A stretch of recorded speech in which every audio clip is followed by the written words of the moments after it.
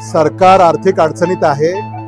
सरकार मदतीचं सोंग करतंय.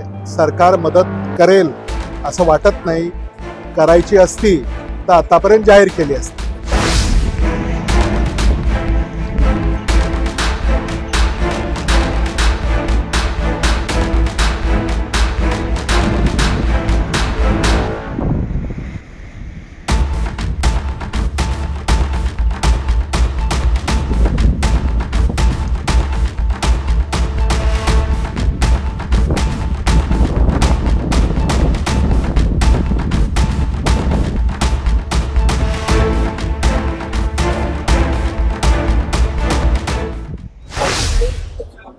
भाव देण्यात आलेला आहे, पण इथं आपल्या इथं 8,500 असं कशामुळे होतं?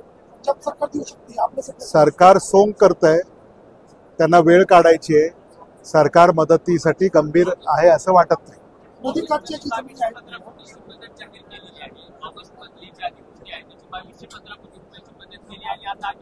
ती राज्याला आहे. ती राज्याला.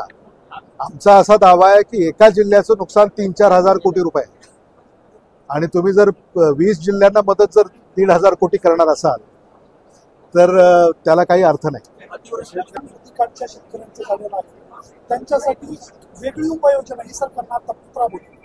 आम्ही सरकारकडे मागणी केली की ज्या शेतकऱ्यांच्या जमिनीतली माती खरडून गेलेली आहे त्याला सरकारनं शासनाच्या पैशानं त्या जमिनी पूर्ववत करून द्याव्या. बोलवायला पाहिजे, कारण हे भूतो न भविष्यती असा महापूर महाराष्ट्रामध्ये आपण अनुभवतो. नाहीये. शेतकऱ्यांना प्रश्न विचारला, पंजाब सरकारने 50,000 रुपये दिले, आपण का देत नाही? यावर अजित पवार म्हणतात पैशाचं ढोक करता येत नाही.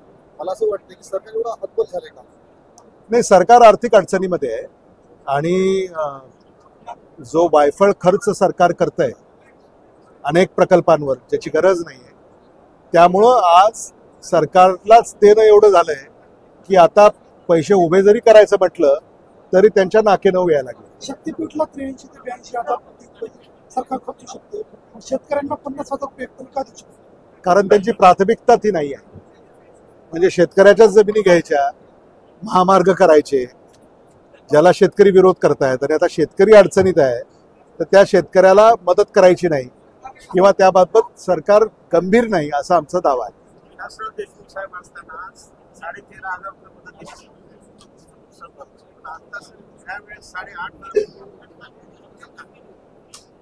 मी तेच म्हणालो होतो की सरकार आर्थिक अडचणीमध्ये आहे.